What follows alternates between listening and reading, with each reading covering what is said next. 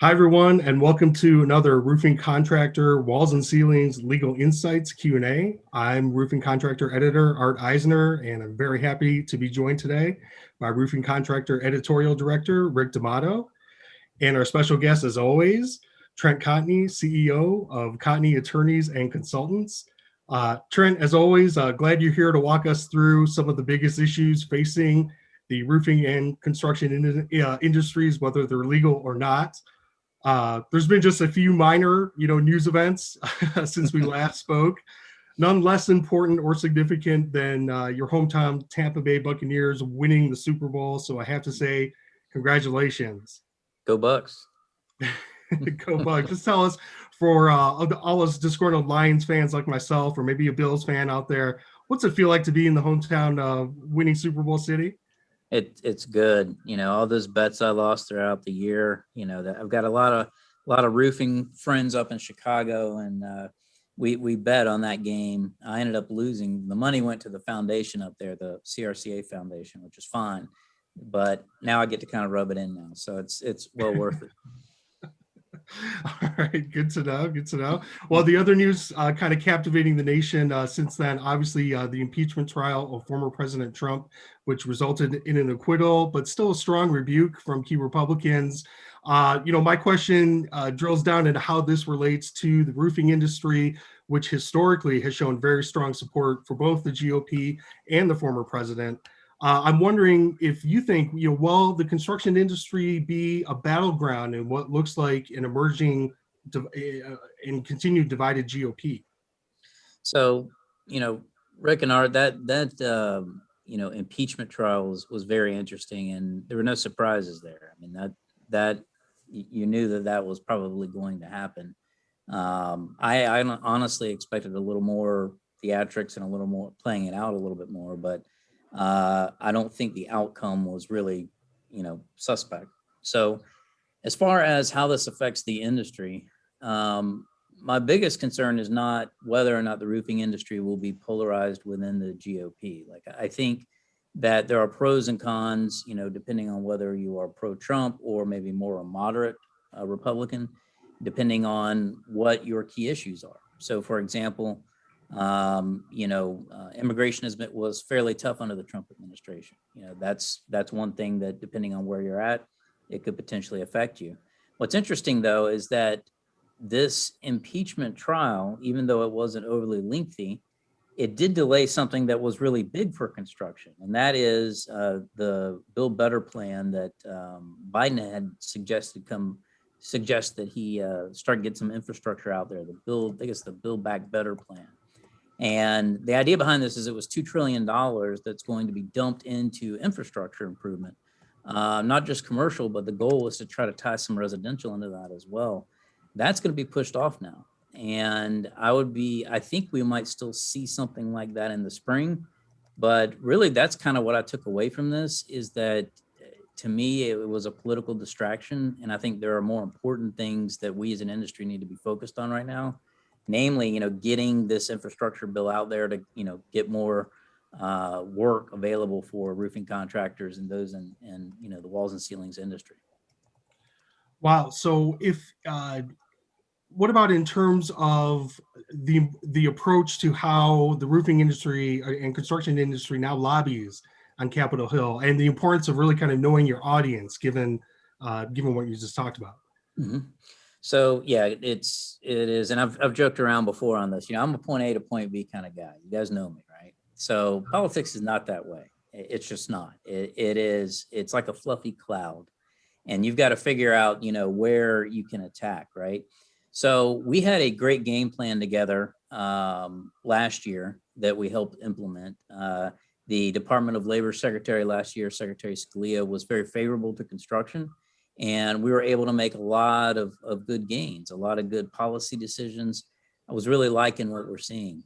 I can tell you, under the Biden administration, as it relates to the Department of Labor, regardless of whether it's OSHA or wage and hour, we are now taking, and we're suggesting that our customers do the same, take a more defensive tactic, okay? I do not think that there is going to be a lot of opportunity for us to make meaningful suggestions or revisions with this administration. But I do think there's opportunity to be heard and possibly help navigate the extensive rulemaking that I think is going to come up.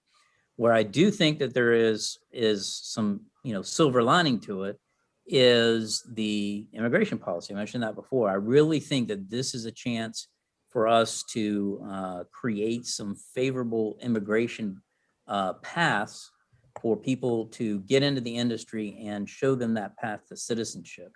I also think, workforce development is going to be big, as well as renewable energy. And we'll probably talk about that a little bit more as well. So what I would say, Art, is it's not business as usual. You have to pick your battles. Instead of attacking by land, we now attack by sea, but we're still attacking. Okay, well, and speaking of that attack, if you will, perhaps that's the wrong wording to use. But with Roofing Day coming up, we both participated before, and I know that for me, part of the draw was being in that DC environment, being part of the wheels of government and that process moving forward. This year will obviously be removed. I'm also kind of because it has to be virtual due to the pandemic, but thinking a little bit long term, given the security situation that happened at the Capitol, do you think will we have access like that again to our legislators, and how will that kind of change the impact of Roofing Day and other lobbying efforts? Yeah, the Capitol riots were, personally, it's very tough for me to see that. It's hard, having been there for past Roofing Days and other events. I'm usually up in DC pre-COVID. I was up there 4 or 5 times a year for various things. And it's very difficult to see that on TV. I do anticipate that there will be heightened security. I don't know whether or not what the future will look like. I don't know if we will have the same amount of unfettered access that we did before. I know for this Roofing Day, it's all virtual, obviously. So, we'll still get access. Our voices will still be heard. I think there will still be a conduit for us to be able to do that. But I don't think you're going to see the freedom of travel that we had maybe in past events when it reopens again. Got it. Rick, I'm going to toss it to you. Thanks, Art, and thank you, Trent, for being here, and thanks to our viewers. We appreciate you all joining us at Roofing Contract to delve into these things. I want to stick with Washington for just a minute, just one more question. Now that the impeachment trial is mercifully over in a short period of time and Washington begins to get back to work, what kind of COVID relief action are you seeing up there now, and what do you think is going to happen next? So Biden's 1.9 trillion stimulus bill is still in play, right? And he's basically said, I think, there was an attempt to reach across the aisle to try to gain some common ground with Republicans. I think he's switched gears now, and I think he's just looking to kind of march it through. And I anticipate that that's going to happen. The reason is that unemployment benefits are going to expire in the next month or so. So I would anticipate that you'll see it pass through the House quickly. There may be some procedural aspects in the Senate that slows it down, but ultimately I see it going through. If I had to say, I'd say sometime within the next month you'll see it. Now, whether that's a good thing or a bad thing, I don't know. It concerns me, the constant printing of money. I think we're kicking the can to a certain extent, but there is some positive stuff that comes out of that bill. One thing that concerned me, Rick, in looking at it, at least from the roofing standpoint and from the walls and ceilings industry standpoint, is the return of the Family First Coronavirus Response Act to through September. And what concerns me there is it provides additional paid time off, additional leave for COVID-19 related reasons for employees, which is all good in and of itself, but it creates a big administrative burden on contractors. A lot of the phone calls we get is just not knowing what's what, how do they apply for credits, how does this work? And I think there was a big sigh of relief when it expired last year. The current stimulus plans that I'm seeing has that renewed one in there. Not only is it in there, but they're talking about increasing the amount of payment and also increasing the week times off from 12 weeks to 14 weeks. So causes me a little bit of concern there, but like everything, there'll be a lot of horse trading and we won't know what it is until the dust settles. Well, I think like a lot of folks in this country, I'm a little weary of politics right now, and I'm really anxious for Washington to get to work doing the things we need them to do. No matter what your political beliefs are, I just wish they'd get back to work so we can get back to doing what we do. You know, we are in the roofing business, so let's talk about roofing for just a minute as it relates to legal. I'm always curious about something. Trent, kind of a closed-ended question to start what I want to follow up with in just a second. What's the number one division in construction as it relates to litigation between owners, designers, architects, engineers, and contractors? Definitely, D7 roofing, there's a lot. Number one, right? Yeah, and the reason I only say that out loud because I think a lot of it's been this way since I've been in the business. And you can tell by my face I'm old. I've been in the business a while. It's always been this way. And I've just been curious, that being the case, what are the types of cases your firm is working on behalf of roofing contractor, and what's trending? Right.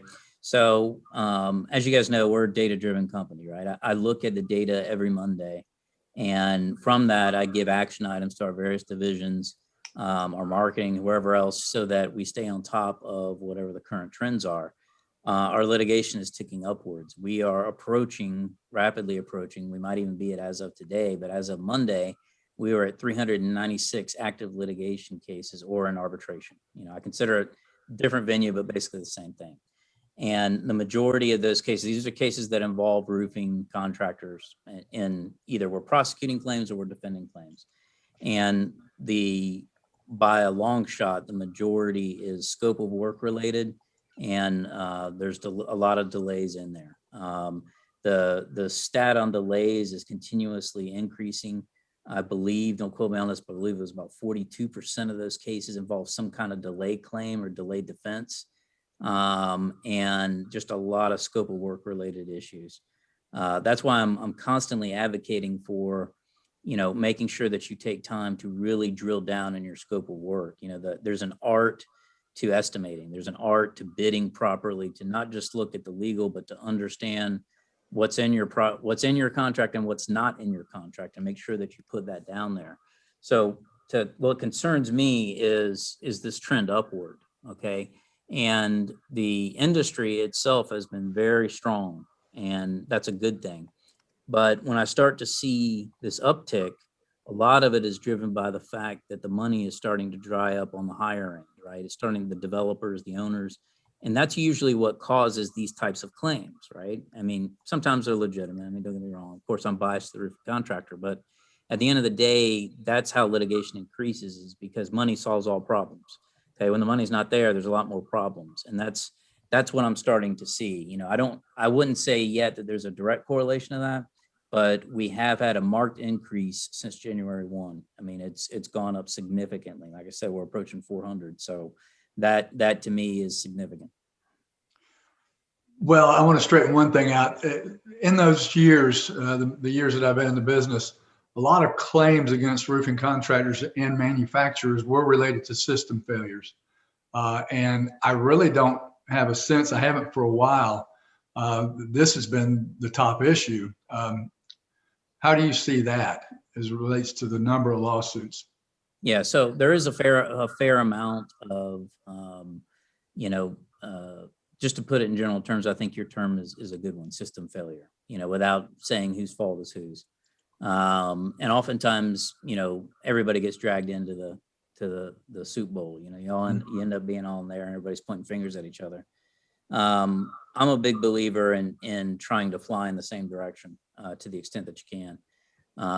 So it is definitely an issue where we are really seeing a lot of uptick is in scope and spec related issues that are very specific about what is included and what is not to be included in a contract.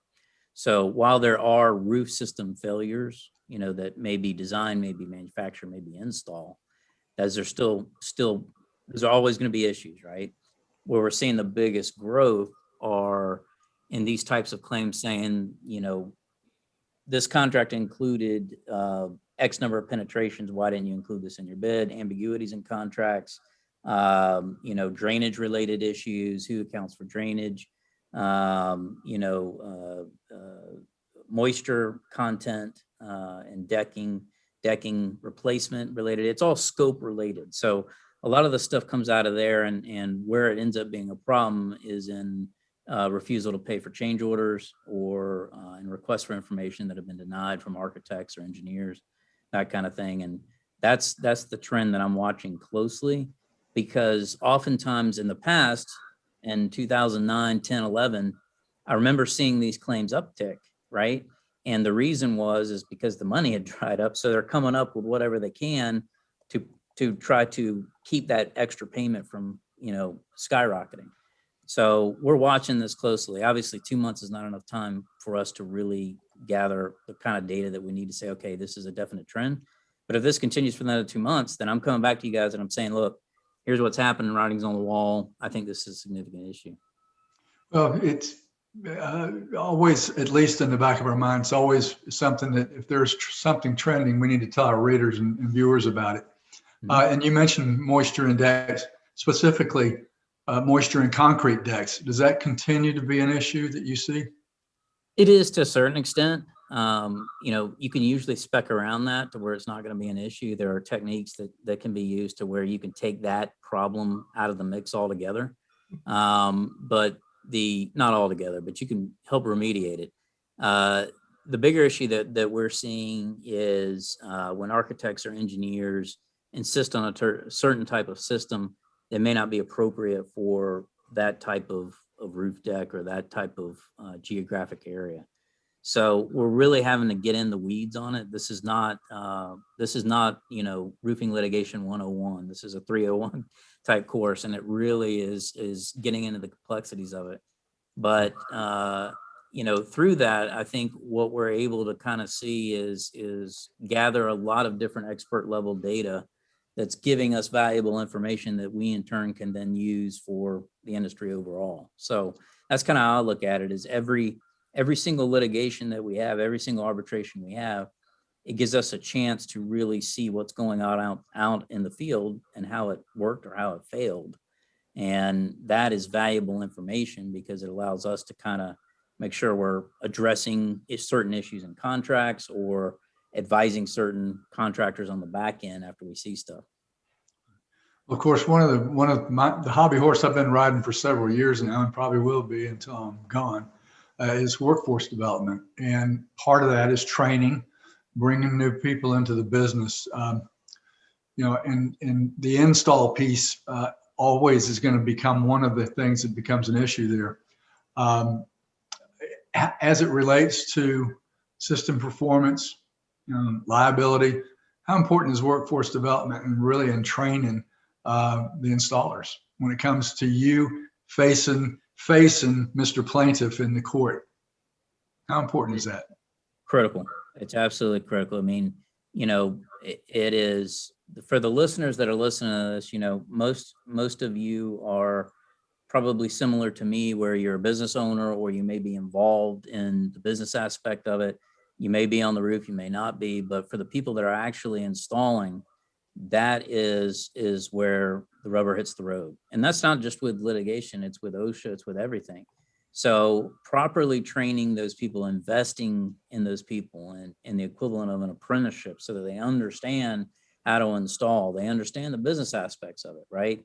And to me, that's important because you want to invest in those workers and bring them through all the way up to the level, hopefully, where you're at now, right? The goal is to have them continue to move through the process so that they stay in the industry and they recognize that there's value in learning. So I can't stress that enough. Obviously, just like you, Rick, it is a passion project of ours. We are working diligently to focus especially on the high school level. I really want to make sure that every high school student out there knows that roofing is a great profession filled with great people that will, pay the bills for a very, very long time. And that's going to be one of the things that we're definitely focusing on in 2021. I appreciate that. What else are you hearing from your contractor clients? Yeah, so scary thing this week, right? With all the snowstorms, we've had a lot of calls about roof collapses, problems with snow removal. And for the listeners out there, one of the things I'd like to tell you is snow removal is a great way for you to make extra money, right? There's a lot, if you're in Chicago, if you're in the Northeast, a lot of your crews might be idle right now just doing training. You can pick up some good money doing snow removal, but here's the problem. There's a lot of liability with that, right? Because you get people that are just willy-nilly scraping stuff off a roof. You may inadvertently damage the roof. You may exacerbate ice damming problems depending on what you're doing. So oftentimes what I recommend is creating a separate company to do the snow removal. Just like I would say, have a separate company to do blue roofs or tarps, do the same thing. That way you're limiting your liability. The other thing I would say, Rick, is you got to make it absolutely clear in your proposal that there is no warranty. I'm only doing this. You agree you're not holding me liable for any damage to your roof. This is what I'm doing. But getting that snow off your roof is going to be critical. And in these areas like New Orleans and Houston and places that don't normally have snow, they're not built for that kind of stuff, right? You got to make sure that you're engaging in that kind of maintenance. So those are the calls. We've had a couple of roof collapses. That's always a very scary thing. Thankfully, no one was hurt. But that's the phone calls we've been getting here lately. Tough winter all the way around. Art, thank you, Trent. And Art, I'm going to toss it back to you. Thanks, Rick. Trent, quick follow-up on that. So if you are in a situation, obviously the snow removal can be an emergency situation. How quickly should contractors, if they take your advice, how quickly could they scale up creating their own snow removal, entity? And I guess that may depend on a state-by-state basis, but is it possible to have that up and running in just a few weeks, even this season? Oh yeah. Yeah. I mean, I just created a company in Florida. So, I'm being facetious, but really it doesn't take much. You can do it online, backfill the rest. And here's the thing is if you got idle crew, right? Or they're, sweeping the office or whatever, send them out there with a shovel and have them knock off some snow. It's a good way to make extra money. And you're also making those connections, right? You're talking about customer acquisition cost. What better way? I mean, nobody wants to get on a roof and shovel snow if you're a homeowner. Why not sub that out to someone that can do it for a fraction of the cost? And not just that, I mean, you can go ahead and do the driveway, do everything else. And it sounds stupid, but it's a great way to keep your workers occupied. And it's a great way to potentially, acquire those customers for a fraction of the price that you would normally have to pay a marketer for. All right, sage advice as usual. I am glad you brought up the data. I do want to bring up again, obviously, so thankful for your involvement in our annual State of the Industry report and your column, both of which are now currently on roofingcontractor.com and within our top 5 most popular stories, in case you didn't know. No real surprise there. I guess your column really highlights the emerging importance of renewable energy under the Biden administration. You touched a little bit on this earlier. We've seen the stock market react. We've seen a lot of momentum kind of start already. Where do contractors start if they want to try to maximize this opportunity? Okay, 3 things. Okay, I'll give it to you. First thing is contact your local power company. Okay, see what rebates and credits are available. They may have it at their fingertips. Okay, the second thing is check with your state and local and federal government on what tax credits are available that you can pass on to the owner, the end user, right? And that helps sell the roof. And the third thing is solar. Solar's already out there. Solar and roofing have been like this forever. Solar is a great way to get into that market. A lot of the products that are coming out now, especially integrated, are easier sells. So that's something that I would definitely look into. It's a great way to provide value add. And if what I anticipate is going to happen, which is going to be renewed credits and renewed rebates and a lot of money available for this kind of stuff, you need to start gearing up now, right? Don't wait till they say, okay, it's ready. Go ahead and start gearing it up now so that when that happens, you've got that capability to go ahead and mobilize and do that kind of stuff. All right, great advice. And of course, we're looking forward to the State of the Industry webinar at 2 p.m. This Thursday, February 18th. Trent, I got a glimpse of John Kinney's presentation a little bit earlier this week. What do you hope contractors are going to get out of that? So for those of you that don't know John Kenny, he is, I've known him for more than 20 years now. He is the roofing guru. You know, I always say he went from, you know, the rooftop to the boardroom. He started off as a laborer with, you know, a union outfit in New Jersey, worked his way up, you know, estimator, chief estimator, vice president, chief operating officer. So he's seen it all for 45 years. He's been in the industry. And what he's going to do is not only go over some of the survey results, but talk about what the future looks like. You know, what he's hearing from contractors. And I always, you know, there's not a day that goes by, there's probably not an hour that goes by that I don't learn from John. I'm really lucky to have him here because I'm constantly asking him questions, and it's like a walking encyclopedia of roofing knowledge. So it's great, and I encourage everybody to listen to it. I know we'll all be there, so I'm looking forward to it. Okay, well, thank you, Trent, for your insight today and for all you do for the roofing and construction industries. Where can people find out more? They can go to cotneycl.com. Feel free to email me at tcotney@cotneycl.com. All right. And again, if you're looking to register for the State of the Industry webinar, do so on our homepage at roofingcontractor.com, where you'll also find the latest news and information the industry has to offer. For our walls and ceilings audience, please visit wconline.com for comprehensive coverage of the interior construction industry there. Stay safe, and we'll see you next time.